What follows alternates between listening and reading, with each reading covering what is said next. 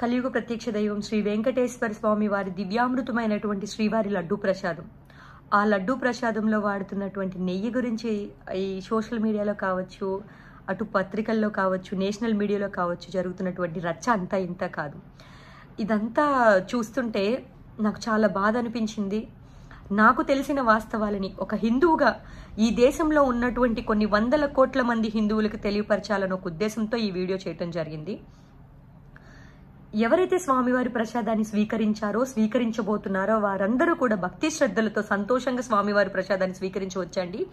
దానిలో ఎటువంటి జంతుపరమైనటువంటి కొవ్వు కానీ, ఎటువంటి వెజిటబుల్ ఆయిల్స్ కానీ అందులో కలపలేదు, కలపరు కూడా.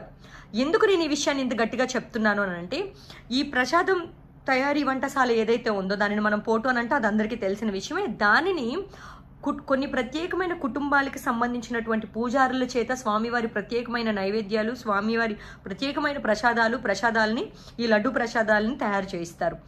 ఈ వంటశాలకు వచ్చేటువంటి ముడి సరుకులు, ఈ ప్రసాదం తయారీ కోసం కానీ, నైవేద్యం తయారీ కోసం కానీ వచ్చేటువంటి ముడి సరుకులు ఏవైతే ఉన్నాయో వాటన్నిటినీ కూడా ఇనీషియల్గానే తిరుమల తిరుపతి దేవస్థానం వారి పరిధిలోనే కొన్ని పరీక్షలు నిర్వహింపబడతాయి. ఆ ముడి సరుకులన్నిటికీ అవి ఏవైనా కూడా, జీడిపప్పు అయినా, కందిపప్పు అయినా, లేదు అని అంటే నెయ్యి అయినా, పాలైనా, పంచదారైనా, బెల్లమైనా, ఏవైనా కూడా ఆ యొక్క పరీక్షల్లో వాటి యొక్క నిష్పత్తి, ప్రసాదానికి తయారీకి కావాల్సినటువంటి ప్రమాణాలు అన్నీ కూడా, విలువలు అన్నీ కూడా అందులో ఉన్నాయా లేవా అని చూసి ఉన్న వాటిని మాత్రమే ప్రసాదీ తయారీ కేంద్రమైనటువంటి పోర్టుకు పంపిస్తారు.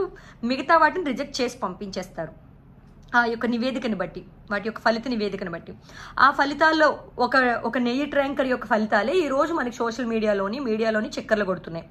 ఆ ట్యాంకర్ని వెనకకి పంపించేశారు. అటువంటివి ఎప్పుడు కూడా శ్రీవారి ప్రసాదాల్లో వాడరు. ఇంతకు ముందు వాడలేదు, ఇక పైన కూడా వాడబోరు. నేను నేను ఎందుకు ఇంత నొక్కి వక్కాలించి చెప్తున్నాను అని అంటే, ఏ ప్రభుత్వం అధికారంలో ఉన్నా, ఏ పార్టీ వారు అధికారంలో ఉన్నా చాలా చిత్తశుద్ధితో ఉంటారండి.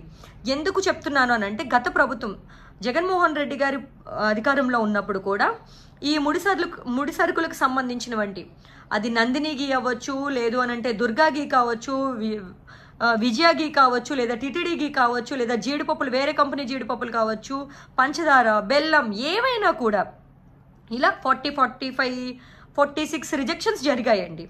అలాగే అంతకుముందు చంద్రబాబు నాయుడు గారు అధికారంలో ఉన్నప్పుడు కూడా కొన్ని రిజెక్షన్స్ జరిగాయండి. అప్పట్లో ఈటీవీలో కూడా వచ్చాయండి.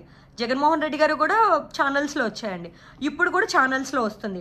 అలా రిజెక్ట్ చేసి పంపించేశారనేది ఎందుకు నేను నొక్కి వక్కాలించి చెప్తున్నాను అని అంటే, ఏ ప్రభుత్వం వారైనా సరే తిరుమల తిరుపతి దేవస్థానం విషయంలో చిత్తశుద్ధితో ఉంటారు, ఉండి తీరాల్సిందే ఎవరైనా సరే. సో ప్రసాదాల్లో కల్తీ అనేది అట్లాంటివి జరగవండి. అయితే ఇక్కడ నేను ఈ వీడియో ద్వారా వేడుకునేది ఇంకొకటి ఏంటంటే, తిరుమల తిరుపతి దేవస్థానంలో కొన్ని వేల మంది, లక్షల మంది చెప్పొచ్చేమో, ప్రత్యక్షంగాను పరోక్షంగాను ఉపాధి పొందుతున్నారు. అలాగే కొన్ని వందల వేల మంది పురోహితులు, పూజారులు ఉన్నారు. అలాగే మన తిరుపతి అనేది ఎంతో ప్రతిష్టాత్మకమైనది, ఎంతో ప్రత్యేకమైనది, ఎంతో ఆధ్యాత్మికమైనది. దేశంలో ఉన్న హిందువులు తన జీవిత కాలంలో ఒక్కసారైనా స్వామివారి దర్శనం చేసుకోవాలని అనుకుంటారు. మరి ముఖ్యంగా మన ఇరు తెలుగు రాష్ట్రాల్లో ఉన్నవారు వారి యొక్క ప్రతి సంవత్సరం స్వామివారి దర్శనం చేసుకోవాలి అని అనుకుంటారు, వారు ఎక్కడున్నా కూడా. అదేవిధంగా సంతానం కలిగితే వారికి మొదటి తలనీలాలు శ్రీవారికే ఇస్తారు. ఇంతటి ప్రత్యేకమైనటువంటి, ఇంత ప్రతిష్టాత్మకమైనటువంటి దానికి భంగం కలుగుతుంది.